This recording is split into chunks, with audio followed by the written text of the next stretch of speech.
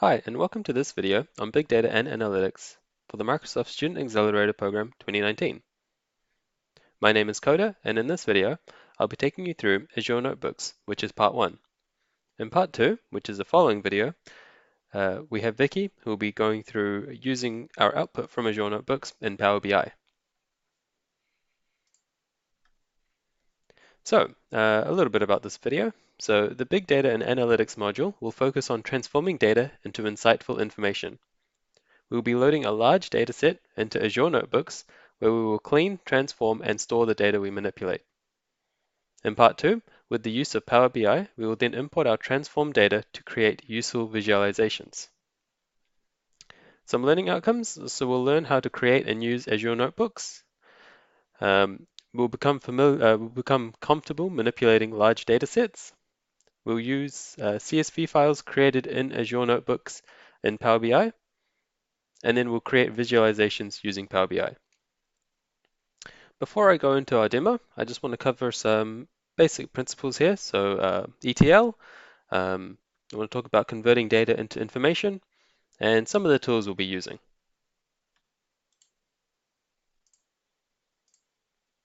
So the ETL process. So ETL is a type of data integration that refers to 3 steps: extract, transform, and load. And it's used to blend data from multiple sources. During this process, data is extracted from a source system or source systems, transformed into a format that can be analyzed, and then loaded into a data warehouse or other systems.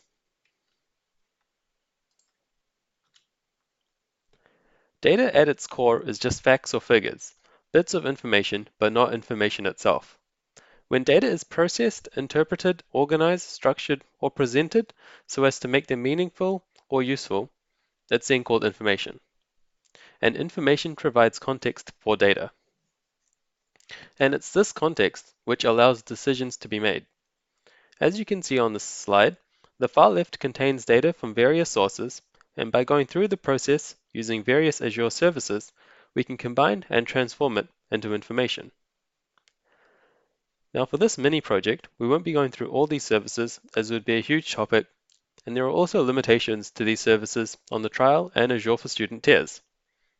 So rather than using Azure Databricks, we'll be using Azure Notebooks to do our ETL on our data, and we'll be using Power BI to display this as information. So what is Azure Notebooks? Azure Notebooks is a free service that provides Jupyter Notebooks along with supporting packages for R, Python, and F# as a service. Jupyter Notebooks is an open source web application that allows you to create and share documents that contain live code, equations, visualizations, and narrative text. Uses for this include data cleaning, transformation, numerical simulation, statistical modeling, data visualizations, machine learning, and so much more. For our demo, we'll be importing a movie metadata dataset. We will then be doing various transformations to it, and we will save our resulting data frames back to our project as CSVs. In the next video, part 2, Vicky will then be covering how to use our transformed data to create insightful visualizations using Power BI. Okay, so let's get on to the demo. So for our demo, open a web browser and navigate to notebooks.azure.com, which I've done here. And so once you've navigated there, you'll be presented with a screen. And what we need to do is we first need to sign in. And something to note, so Azure Notebooks is currently in preview, meaning most of the features are free. So it's good to use for this demo. So let's go ahead and sign in. So to sign in, you will need a Microsoft account. Just click on this. Okay, and I'll just sign myself in. Awesome. So once you've signed in, you'll be presented with this screen. So if this is your first time logging on, just before you can reach to your profile screen, you'll be asked to create a user ID. And this user ID allows you or allows other people to then navigate to your profile and view any of the public projects you may have. So I'm just going to go ahead and save this. You can pick your user ID as anything you like. So click Save. And for the assessment for MSA. If you're following the MSA program, you will need to create a user ID so we can check your project when we come to assessing it. So click on Save. Awesome. And so to give a bit of context, so what we're going to do is create a project, upload our movie metadata dataset, which is an uncleaned raw dataset in the CSV file. We'll go ahead and create a notebook. We'll do some transformations and save our resulting data frames into CSV files, which then we can use in Power BI. So first, we need to go ahead and create a project. Now you can see over here, currently we have no project, so we can go ahead and create one. If you have an existing project, what you'll need to do is you'll need to navigate to My Projects, and then there'll be a button around here where you can create a new project. So I'll go ahead and create a project. Now you'll be presented with this dialog, so go ahead and pick a project name and enter it in the field. You can use whatever you like. So I'm just going to call this MSA Phase 1, 2019, Part 1. You name this whatever you like. You'll see here the project ID gets automatically populated. And so this project ID will be linked to your profile. And so this allows others, if you have set it to public, to view it. So as it's a part of the assessment, we're going to go and leave this as a public project. And you can choose to initiate it or initialize it with a README if you like. I'll just do that anyway. So once you're happy with all this, go ahead and click Create. Awesome. And so once it's been created, you'll be taken to the project. And as I had the README option ticked in the previous section, it's also been created right there. So a bit about the project. So you can think of your project kind of like a Git repository. So you can add files and folders here. And as we've set it as public, whoever navigates to your project will be able to view the contents and download its contents. So the CSVs you create later on will also appear here, along with the raw dataset, which we'll upload as well. Awesome. So we've gone ahead and we've successfully created our Azure Notebooks project. Now what we need to do is we need to go ahead and create a notebook. So in order to create a new notebook, we need to go ahead and click the button which says New, and we'll pick Notebook.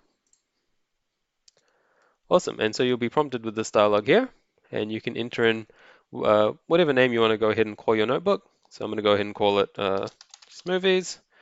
And for the language, in this demo, I'm going to pick Python 3.6. You're more than welcome to use any of the other languages if you like. So we'll go ahead and click on New. And this will go ahead and create our notebook, as you can see here. So let's go ahead and click on the notebook to open it up. So do that.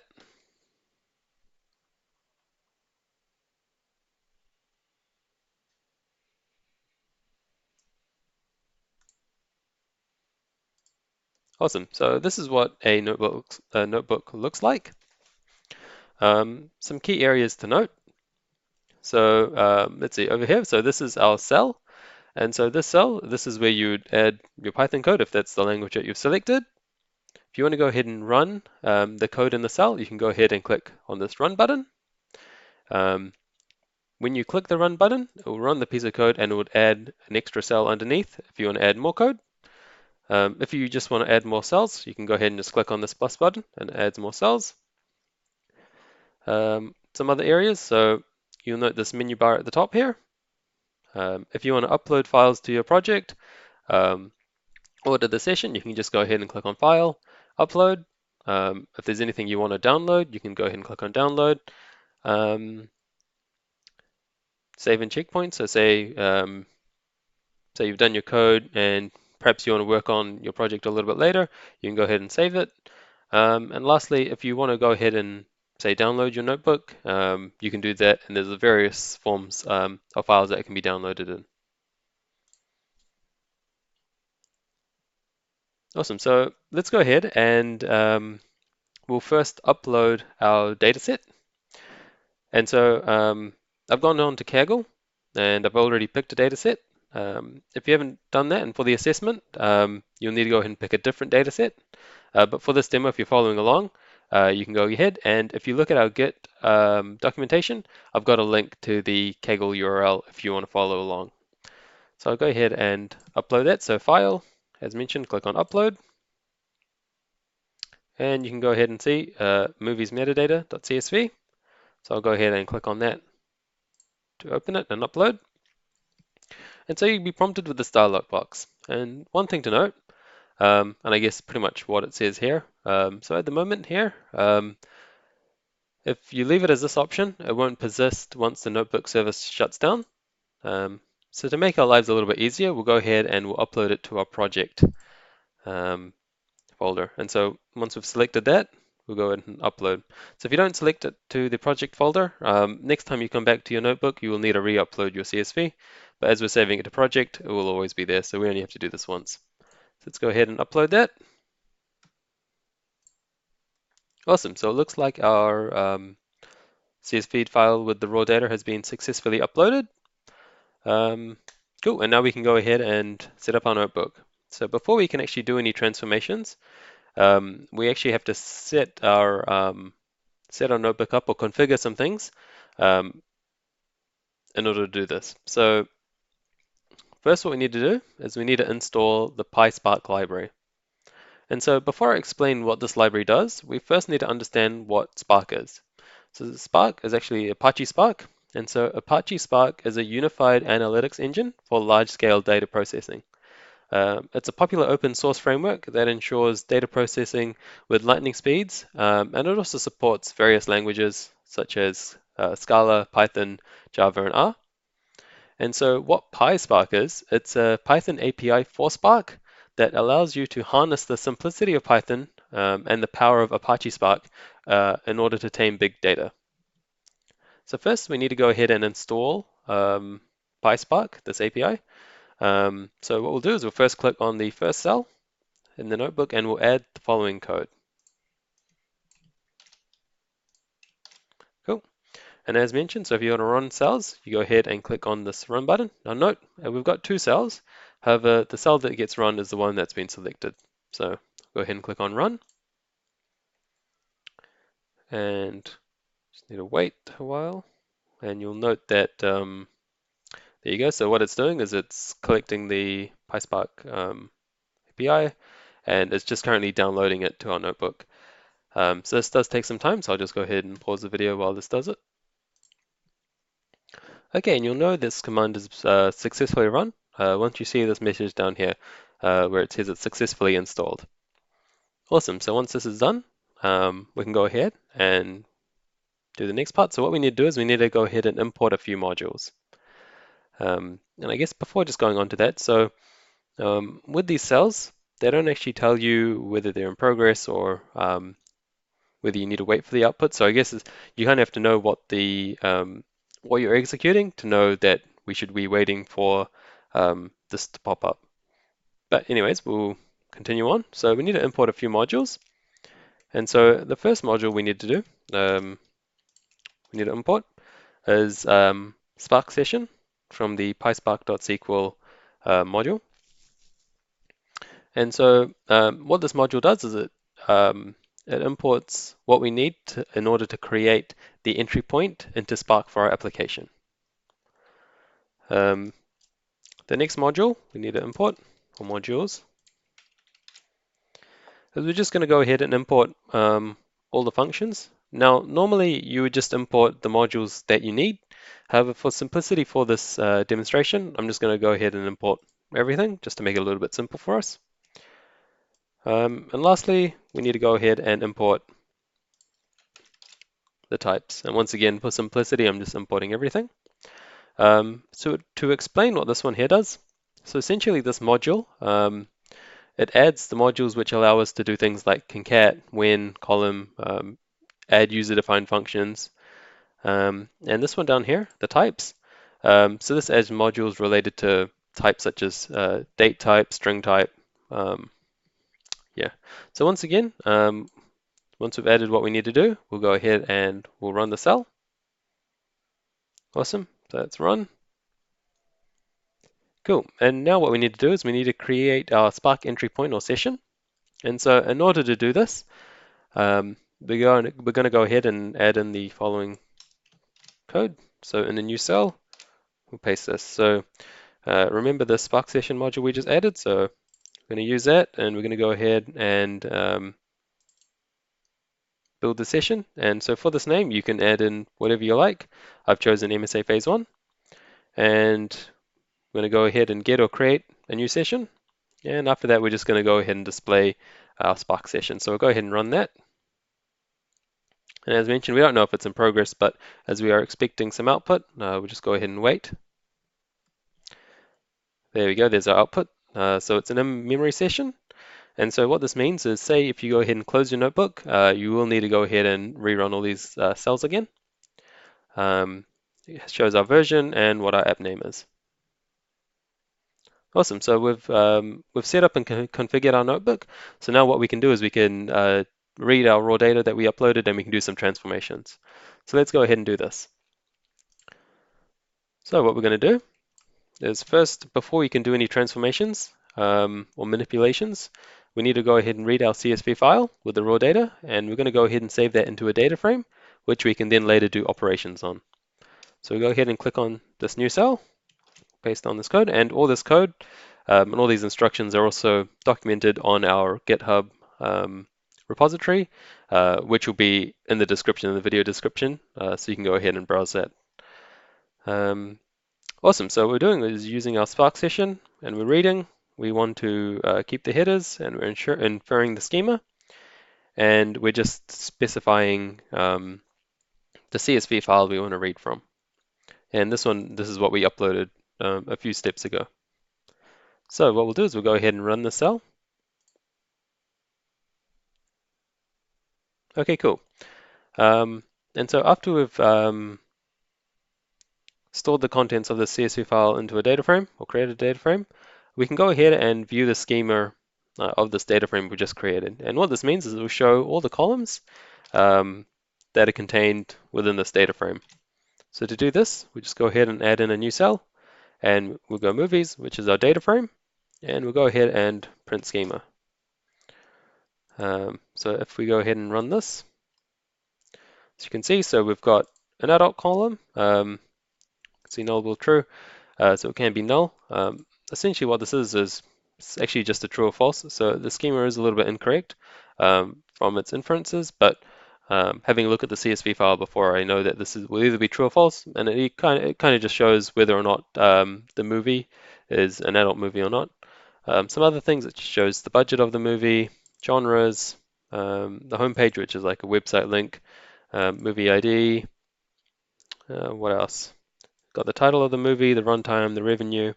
So there's a whole bunch of columns about each of the movies that are within the CSV file. So in order to view the contents of our data frame, unfortunately in Azure Notebooks, we actually have to convert our data frame into pandas. And so what pandas is, it's another Python package, such as PySpark. And the reason we're converting into pandas is purely because the results look nicer looking in a table view. So you can actually you can display the data frame, but the notebooks doesn't really show that in a very good format. So by converting it to pandas, it looks a little bit nicer. So we'll go ahead and do this. So what we're doing is in another cell, we're referring to our data frame. We're limiting it to only 10 rows. I believe in this CSV there's a couple thousand, so we need to limit that, and we're just going to go and convert that to pandas. So if we go ahead and run this, we can go ahead and see what our data frame looks like. And so as I was mentioning earlier, so these are the rows. So adult, we got our false. So this one here is Toy Story. And as mentioned, so it's got the genres, it's got the budget, whether it's an adult film or not, release date. So these columns relate to the schema, and by showing it to pandas, we can see some sample data in these rows. Okay, cool. So in the visualizations, we're going to go ahead and create in part 2 of the video in Power BI. We won't need all these fields. So what we're going to do is we're going to take the ones which we need. We also need to clean them. So probably can't see it in the sample data, but there is some columns missing in each of the rows, so we need to go ahead and clean them. We also want to kind of, as mentioned in right at the beginning of the video, at the moment this is all data, and we need to kind of convert this into useful information. So things like this budget is currently in American dollars, so we'll go ahead and convert that to New Zealand dollars. We'll probably explode this JSON out from this column. We'll go ahead and create another data frame and another CSV, and we'll link these genres to the movies, so then we can go ahead and link this and create some nice visualizations in Power BI. Awesome, so let's go ahead and let's get started doing some transformations. And transformations can be a variety of operations. So for this, for the assessment, so if you're following along with the MSA program, we'd like you to use 3 or more types of transformations. And in this demo, we'll be covering 5 types. So should be easy enough.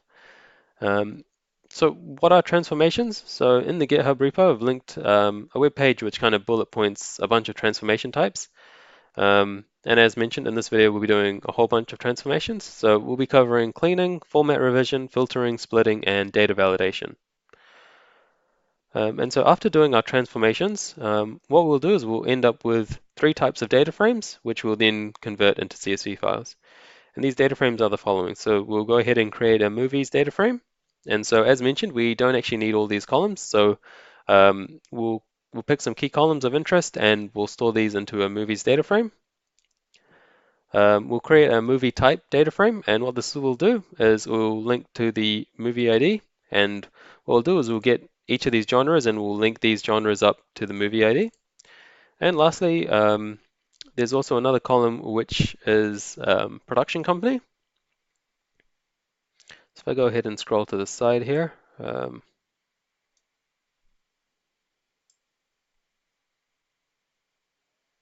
budget belongs collection. Let me have a look. Where is production companies? Okay, it's not shown on here, but as you can see here, there is one which is production companies. And so what we'll do, it's similar to this genres column. And so we'll be doing the same, where we'll be linking the production company to the movie ID. Okay, awesome. So let's go ahead, and first what we'll do is we'll do some basic filtering transformations. So if we scroll down and in a new cell, we'll go ahead and paste the following. So what we're doing, so in the final movie data frame that we want to do is we want to include the runtime column, popularity column, and a bunch of other columns. So what we're doing, so with the runtime column, we're first filtering out any empty runtimes, and similar for popularity. So any empty popularities, we're filtering those out, and then we're storing these values back into the movies data frame. So we'll go ahead and run this. Cool, so that's done. And now at any time, if you want to have a look and see how many rows are in your data frame, you can go ahead and do this by movies, which is your data frame, and just go ahead and call the count function. So if you go ahead and run that, it's going ahead and counting all the rows. And so once that's complete, there you go. You can see you got, at the moment we've got 45,000, just over 45,000 rows. Probably should have run that before I did these commands so we can kind of see how many have been filtered out. But we've got a whole bunch of more data, more transformations doing, so we can go ahead and see how that goes. So next, so we've done our filtering of the rows we need. Now let's do some data validation. So data validation is slightly more complex. So what we're going to do is we want to validate all the numerical columns containing numerical values, or that they only contain numerical values. So there's a couple of steps that we need to do in order to achieve this. So first, what we need to do is we need to go ahead and create a UDF, which is a user-defined function. And so what we're going to do is we're going to go ahead and create a function. We're going to pass in a value, and we're going to check whether it's a digit or not. And then what we're doing is we're going to return a Boolean type. which will either be true or false. So in a new cell, what we're going to do is we're going to paste the following. So what we're doing is we're defining is digits, which is and takes in a value and goes if it's a value, check if it's a digit, and it'll either return true or false. And if there's nothing there, just return false. And we're storing this UDF, which returns a Boolean, into isDigit UDF. Awesome. Now we can go ahead and we can add some more code into an next cell. So we'll go ahead and we'll add a new cell, and we'll add in the following, which I'll explain. Okay, cool. So what we're doing is, once again, with the movies data frame, we're doing with column. So with the revenue column, what we're doing is when this movie revenue column is a digit, what we want to do is we want to continue, use that row, and then we want to filter and remove any zero value revenues. We're doing the same with budget. So we're making sure that the row is numerical, and then we're filtering out any zero value budgets. Lastly, as we're going to be using the movie ID, we want to remove any non-numerical IDs. In case there are, say there's empty or there's text, and actually having a look through the CSV, there are a couple, so it's good that we're doing this. So what we're doing is getting the ID, making sure it's numerical, and we're also filtering out any empty values. So if we go ahead and run that,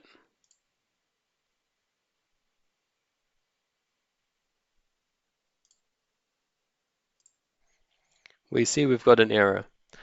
Now, why have we got an error? So first thing to check is perhaps we didn't actually run our previous cell, which is here. And thinking back, I actually added a cell manually, which probably means I didn't run it. So what we'll do is we'll go ahead and run the cell. And so that kind of notes that, say if you click on a cell, it doesn't mean that it runs any of the other cells. So if you come across this and you may not be sure what's going on, first what we'll do is we'll run the previous cell, which actually defines the error. So having a look, there's an error which says isDigit UDF is not defined. So to be sure, and as we're defining this here, we'll go ahead and run the cell first. So we run it, and now what we'll do is we'll go ahead and run this cell, and hopefully the error will go away. So we'll go ahead and run this. Awesome, so this time we didn't actually get an error. So that kind of shows that I didn't run this, and that's good troubleshooting. That may come in handy when you go ahead and do your own notebook.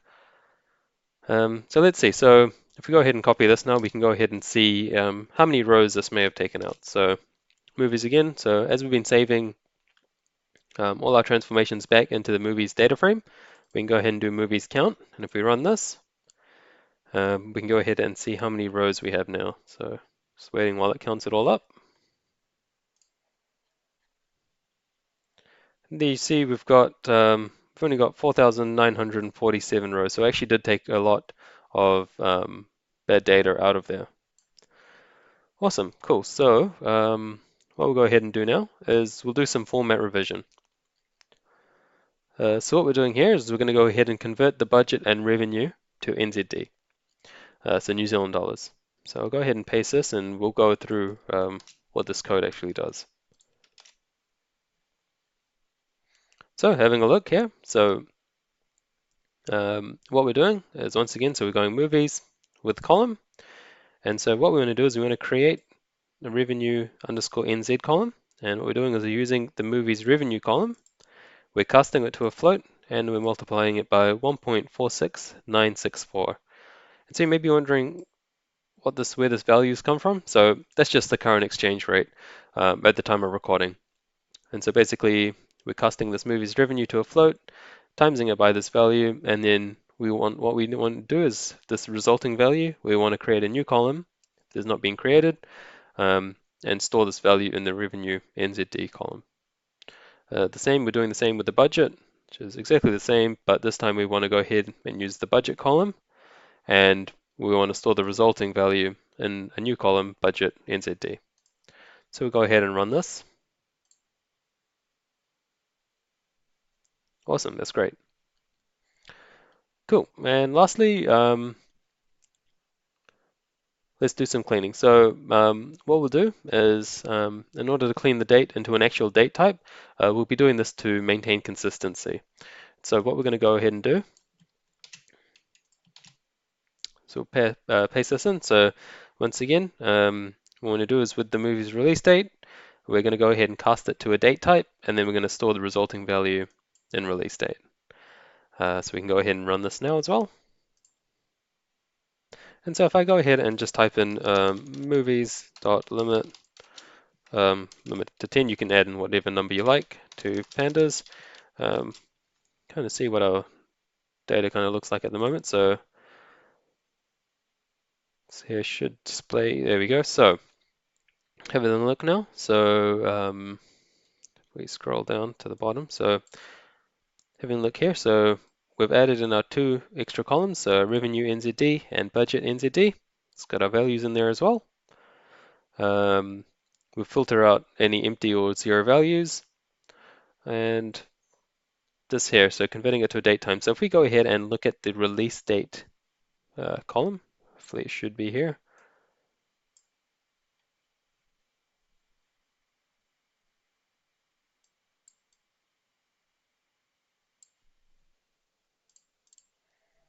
You can actually see that it's not that column isn't actually present in this view, and the reason why is basically these 3 dots here. So it's kind of showing the 2 extremes and kind of cutting out the middle data because there are a number of rows. And so say if you actually did want to have a look and see a specific column, what you can go ahead and do is you can go type in movies dot select, and you can go ahead and select whatever rows that you'd like to display. And so in this case, we want to go ahead and display the release date column.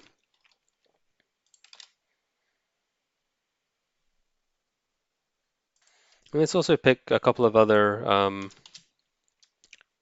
columns just to kind of make this complete. So we'll also pick the ID column and say the title. So we can go ahead and dot limit this to 10 again, and do this dot to pandas. So this time, what we'll do is just select those 3 columns, limit it to 10 rows, and here we go. So here we can see our ID, our title, and release date. And as you can see, from by doing this, converting it to a date type, we can see we've got a nice consistent date format here. Okay, cool. So we've done 4 types of transformations here, but I did promise 5, so let's keep going. So our last type of transformation that we'll be covering in this video is splitting.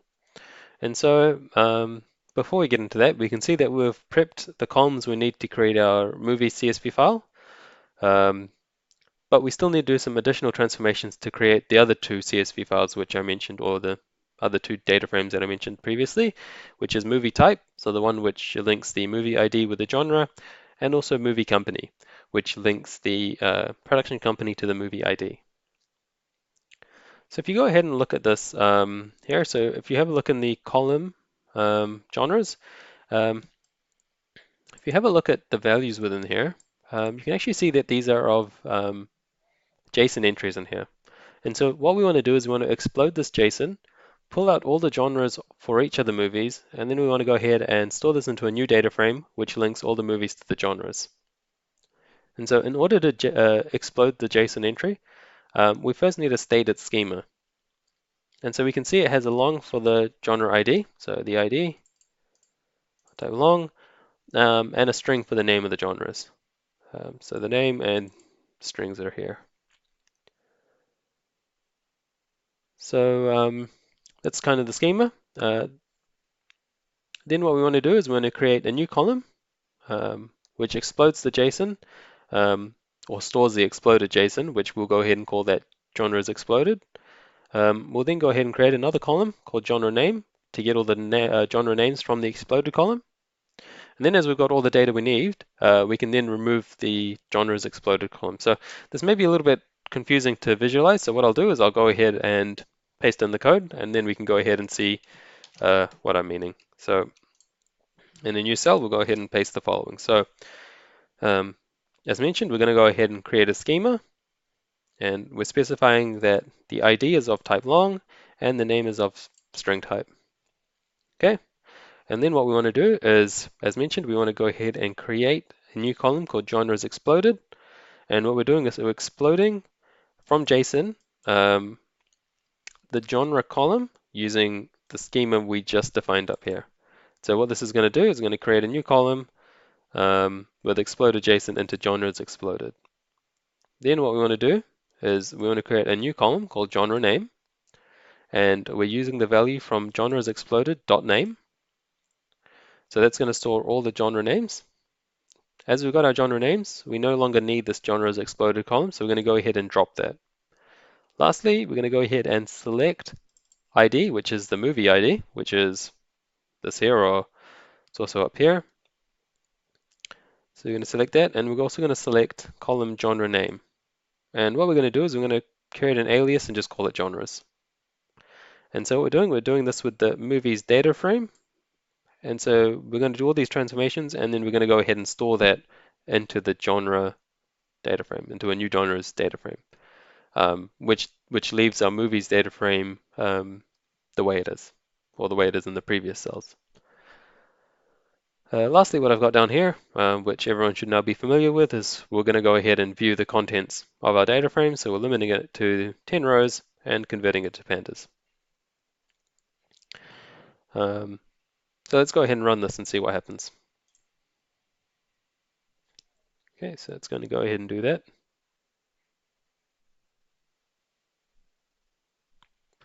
Okay, cool. So showing some sample data. So got ID 862 and genre animation. And so this movie type 862 must have had 3 genres within its original column of animation, comedy, and family. Now I know 862 is with Toy Story, which I believe we had presented up here. So if we have a look, so movie ID 862, and you can kind of see it's being cut off, but you can have a look at name animation, and there's a bunch of others in there as well. So you can see 862, and it's got the 3 genres in there. So we've created the data frame. Now we need to go ahead and create a CSV. But what we will do, we'll do that in the next section, just later on this video. What we also need to do is we've now created our 2 data frames, and we also need that third one with the movie company. So we'll go ahead and do that, and then I'll go ahead and show how to then save all these data frames to CSVs. Okay, cool. So to do this with the movie companies, this is actually quite similar. So having a look at the production company column, it's once again got ID, and it's also got company name. So the schema this time, so we've got defining a new schema, company schemas. Once again, it's similar to the genre schema, so I mean the genre column. So it's got an ID, which is the production company ID, and the production company name. So we're saving that to a schema once again. So we're going to go ahead and create a new data frame called companies.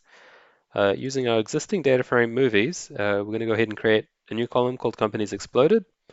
We're going to go ahead and explode the production companies column, which has a whole bunch of JSON values, and we're exploding it using a defined schema. Once we've done that, we're going to go ahead and create a new column called production company name, and we're going to go ahead and store all the company names from our exploded column.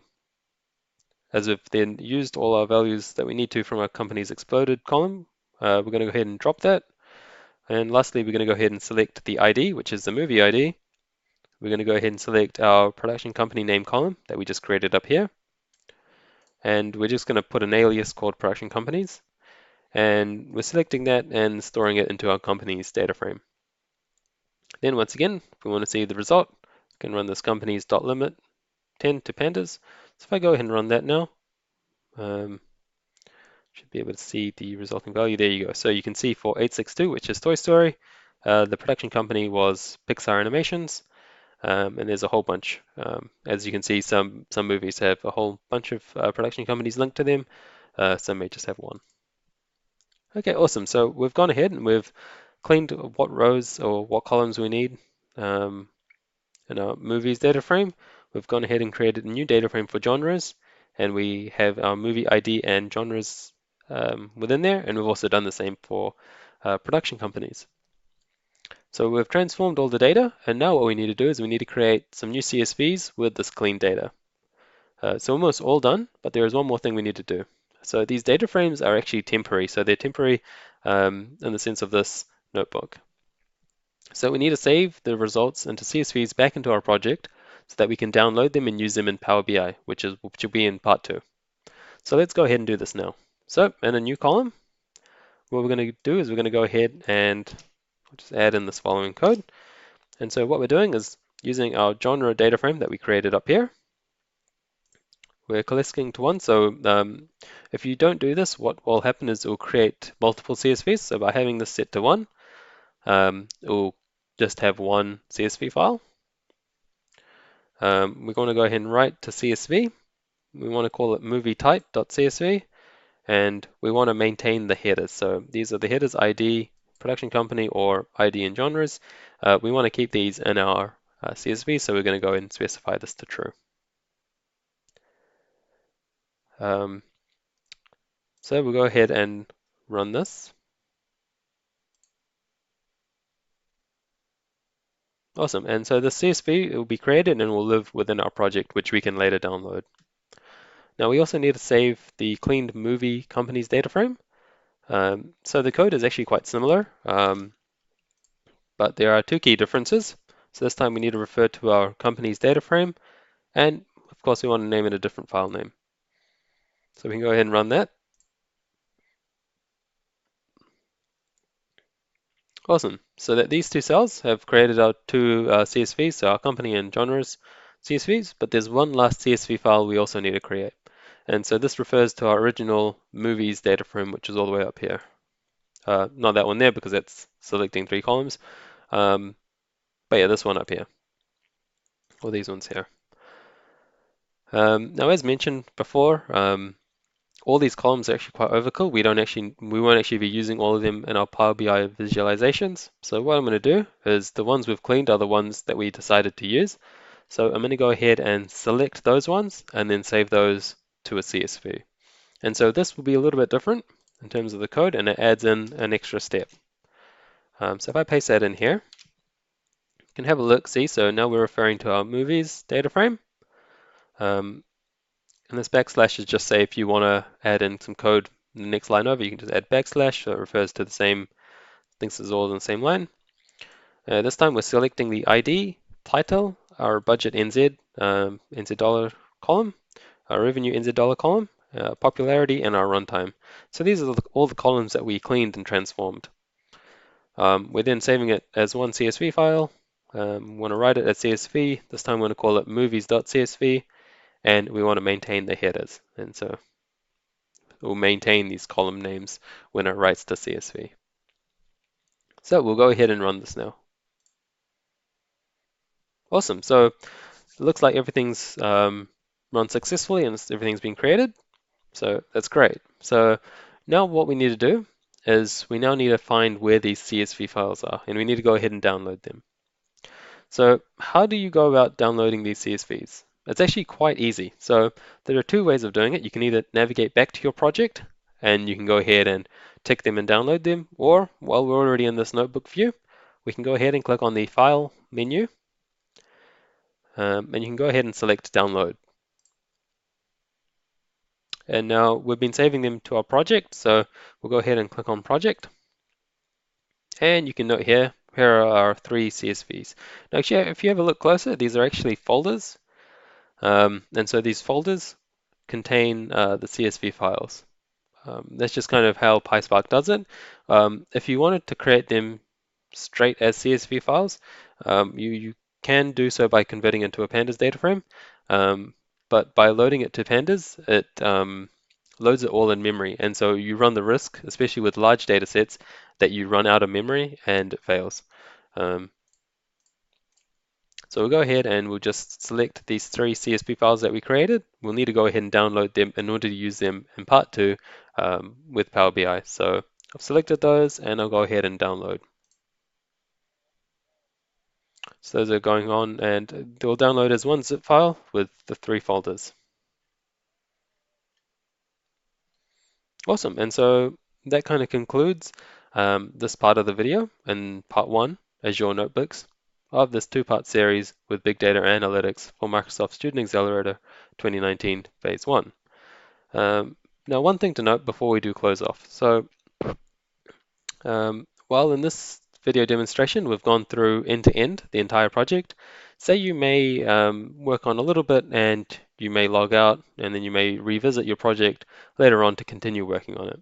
And so if you do stop working on your notebook and you log out, next time you come back to your notebook, you'll need to rerun each of the cells. And this is because, as mentioned previously, your notebooks run in memory, and so when you log out, the memory will be cleared.